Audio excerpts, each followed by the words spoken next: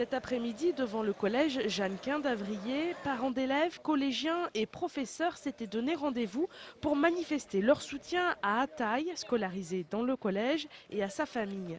Le jeune garçon de 15 ans, ses deux frères et leur mère, originaires de Russie et demandeurs d'asile, doivent quitter le territoire français. Je ne m'attendais pas à ça, je pensais que j'arriverais à faire mes études ici.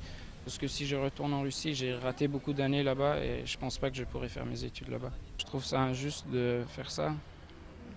Bah, je me suis bien intégré au collège, bah, j'ai fait de mon possible, mais on risque quand même d'être expulsé. Ataï est scolarisé et bien intégré depuis un an au collège Jeannequin où il passe son brevet des collèges.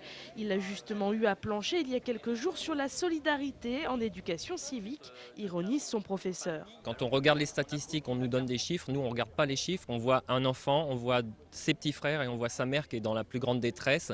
Quels que soient les reproches qu'on peut lui faire sur le plan légal en ce qui concerne son entrée, ça reste une mère de famille et ça reste des enfants auxquels nous sommes attachés parce que nous vivons avec eux au quotidien. La situation est complexe. Les enfants devraient pouvoir bénéficier de la nouvelle nationalité belge de leur père. Mais la Belgique ne souhaite pas intervenir dans les affaires françaises.